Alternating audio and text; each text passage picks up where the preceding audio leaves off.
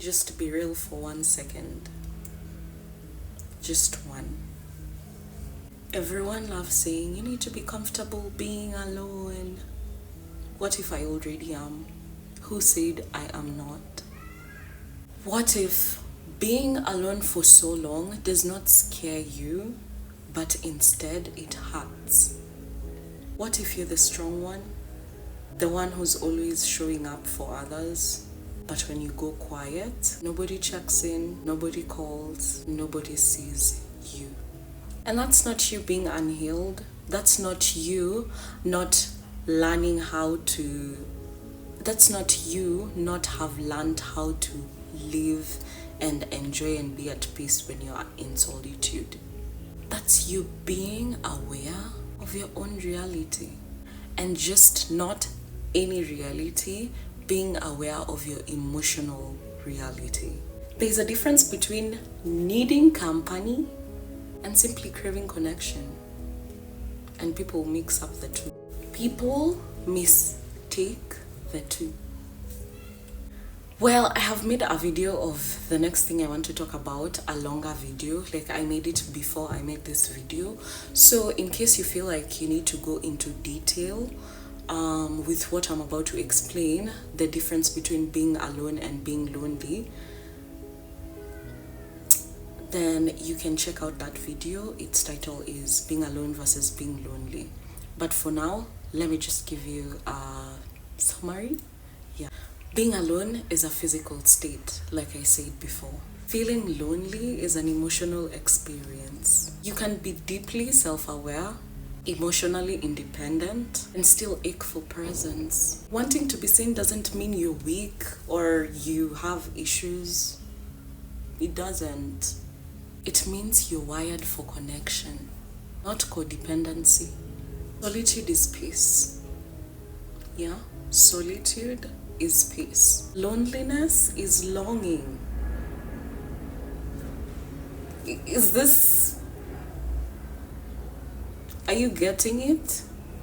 Solitude is peace. Loneliness is longing. And the thing is, you can feel both in the same room.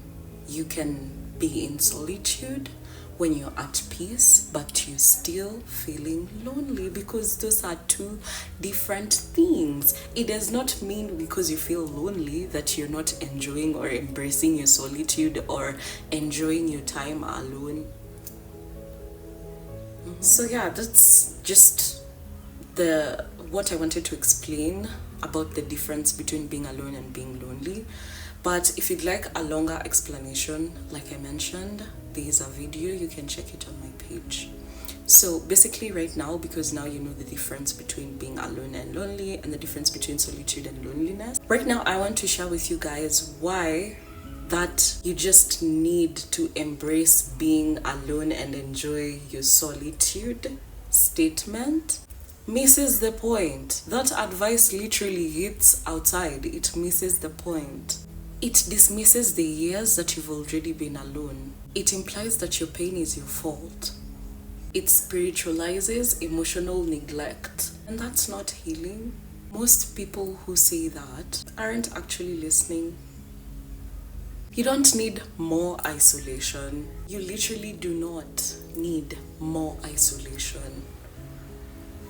Being alone more and pretending you're enjoying your solitude because someone told you need to learn how to enjoy your time alone. If you're still feeling lonely, that means there's something wrong. You haven't fully healed. Cap.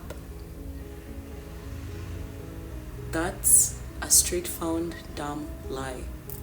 Like I was saying, you don't need more isolation. You actually need more connection with people. And that's why I always say, as much as there's people on the internet giving you advice and life tips, please use your intuition, pray and ask God, and also listen to your body and your nervous system, because not everything you listen to on the internet is meant to be implied into your life. And that means if you do imply them and you're not meant to imply, then you get misaligned. You get distracted from what you're actually supposed to be doing.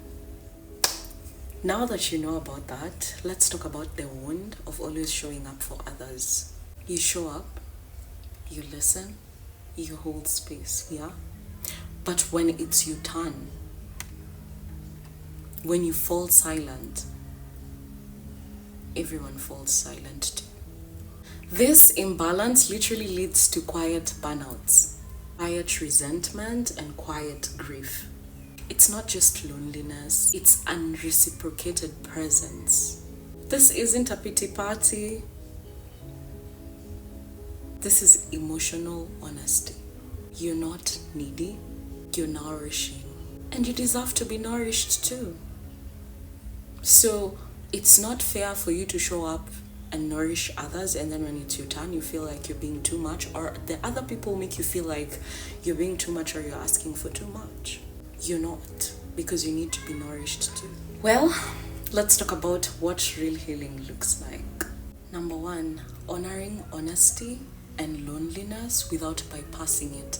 And when I say honoring honesty, I mean honoring the honest voice within yourself that tells you you're lonely. Because you feeling lonely does not take away the fact that you enjoy your solitude. It doesn't. It does not also mean that you don't enjoy your solitude. 2, admitting that being strong doesn't mean you're invincible. So because you just used to be the strong one and showing up for others, that does not mean that you're invincible, that you won't feel the burnout, the emotional burnout, because people are just taking from you and not giving back. 3, allowing yourself to want love, connection, softness, and presence. You need to allow yourself to want that. As much as you're enjoying your time in solitude, it's not that you are meant to be in solitude forever. It's just a phase like any other. So as much as you're in that solitude, you need to remain receptive. 4, setting boundaries and letting the right people in. 5, you need to rebuild intimacy with yourself. And you also need to call in safe systems. What I mean by that is call in safe systems. Create routines that will make you a better person. And that means altering your solitude timetable when you feel like the time is right to let people in, and fix people in your schedule of solitude and be receptive, because in solitude it is the divine separating you from people for you to be able to see and understand your path and make choices that are very important in your life. I feel like most of the times when you're being pushed to be in solitude, it's usually a really big decision, life-changing decision is coming that you really need to make. I really feel like for me, in my experiences, the times that I have been in solitude, also, please never let anyone convince you that you're very human,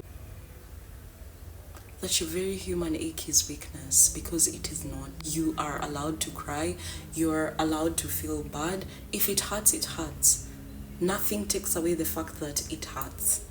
So never let anyone convince you that the pain you feel or the loneliness you feel in your solitude is weakness, because at no point is it weakness. And again, I'll repeat, whatever you pick up from the internet, because there's information overload. Literally, the internet has everything, yeah? So that means you can literally do the most stupidest thing and still search a meme or a quote on the internet that will support the unrealistic, stupid thing that you should not have done, but you did.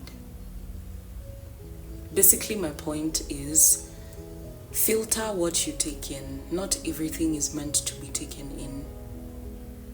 Not everything you come across, how do they say it again? Not everything that comes across your path is meant for you. Yeah, basically that brings it to the end of my video. Thank you so much for watching it. If you've watched it this far, I really appreciate you, and I appreciate your support. If you haven't subscribed to my channel, please do subscribe. Your support goes a long way. And before I end this video, I'd like to let you know, you can comment, I am comfortable alone and still crave connection. Both can be true, both can be in the same room. Let no one convince you otherwise. Anyway guys, subscribe for weekly spiritual talk on spiritual healing, emotional truth, and rising as your whole self in honesty and authenticity.